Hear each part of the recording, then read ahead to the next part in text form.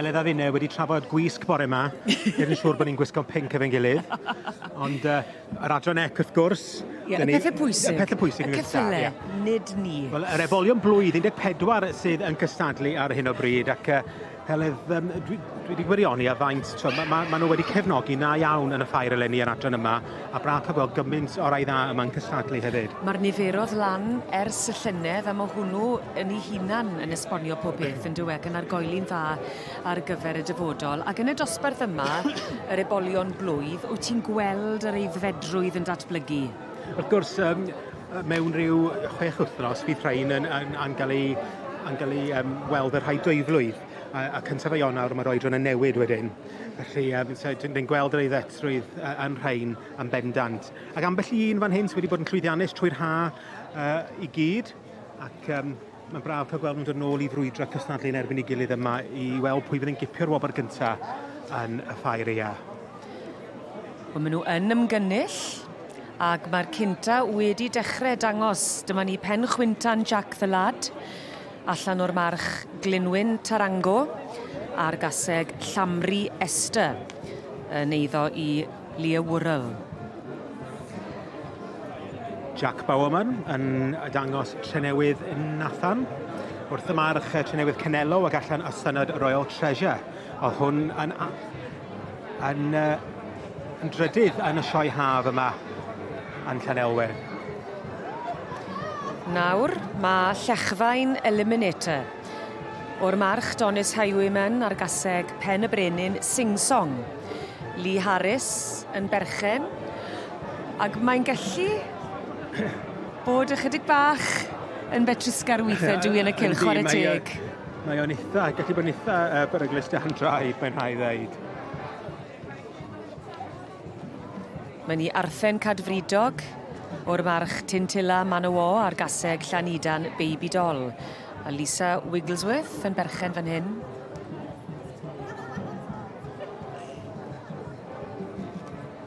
Dyma ni Crossfield Red Fox, yn berchnogaeth Angela MacDonald Roberts. Infield Black Russian, dan berchnogaeth Hannah Pa. Wrth y march Infield Geraint ac allan o Glynwyn From Russia with Love. Enw cyfarwydd fyna. 2435 fan hyn fi'n credu. Sef Pen Lliwch Maxen. O'r, Margaret Owen. A'r march Fronarth Robin a'r gaseg Pen Lliwch Bore Mai.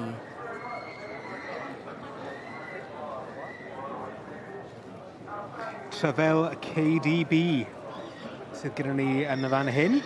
Gan berchnogaeth Kimberly Heffer wrth Caebryn Endeavour.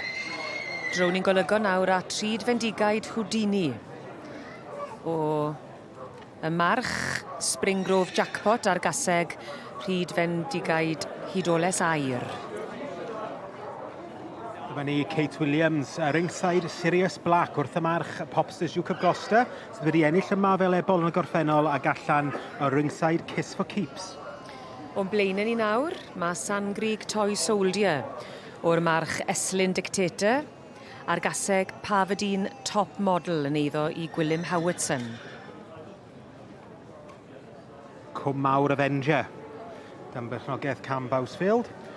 Wrth y march Pansafyd Rolo ac allan o Cwm Mawr Olivia wedi cael ei magu gen Hannah Lewis. Maen nhw'n dal i ddod, David. Mae hon yn ddosbarth ar yr erchog. Blacwen, how you doing? O'r march Parc Daniel a'r gaseg Blacwen Starry-Eyed a Sam Neil yn berchen ac yn dangos hefyd. Thomas Jones yn dangos Menai Lord Conra wrth y march Blaen Cilabon Heddwr ac allan o'r gaseg Menai Lady Connie yn berchnogaeth Peter ac Ann Jones.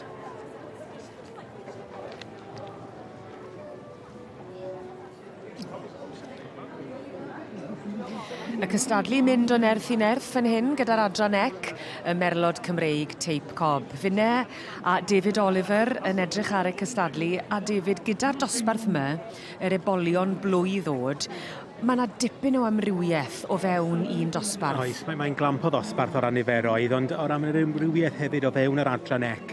Dyn ni'n gweld y teip mwy, teip llai, mae yna teip fwy na yn gryfach, Mae yna rhai sydd yn dilyn y cob chydig bach mwy, rhai sy'n dilyn y pony chydig bach mwy.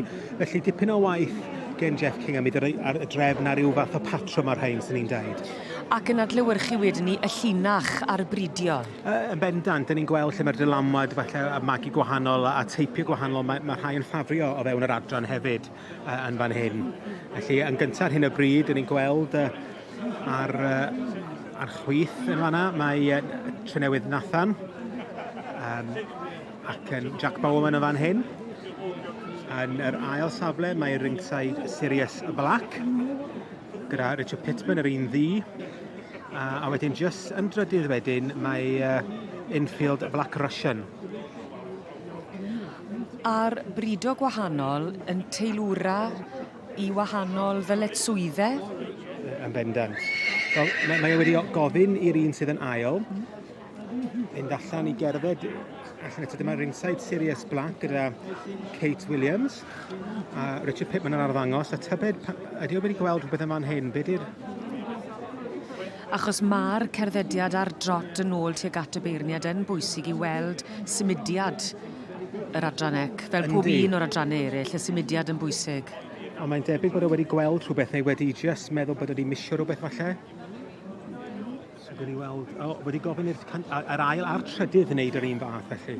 Felly infield y Black Russian yn cerdded i lawr ac yn mynd i trotio nôl eto. So falle bod o'n trio penderfynu rhwng y ddau falle. I weld os fydd yn newid sefle.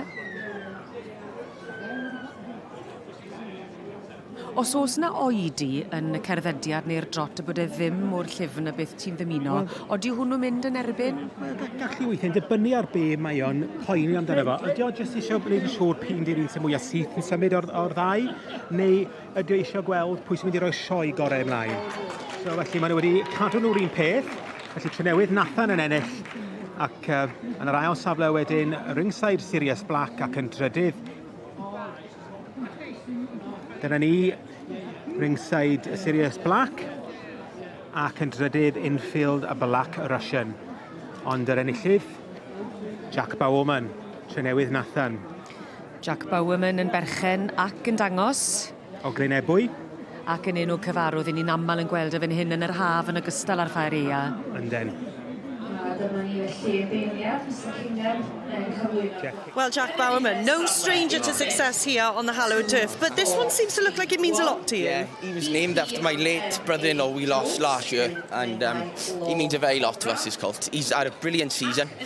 His mother actually won this as a yearling as well, so it's in the blood. Yeah, hopefully.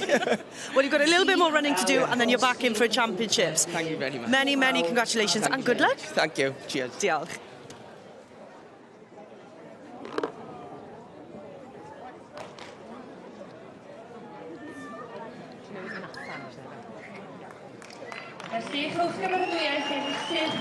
Bydd Glynebwy yn dathlu heddi wrth weld Trenewydd Nathan yn codi i'r brig. A phrofiad y perchenog Jack Bowerman yn dangos fyny hefyd yn amlwg a'r brynhawndydd mawrth yma yn y ffair eaf ac yn dipyn o ffefryn gyda'r dorf.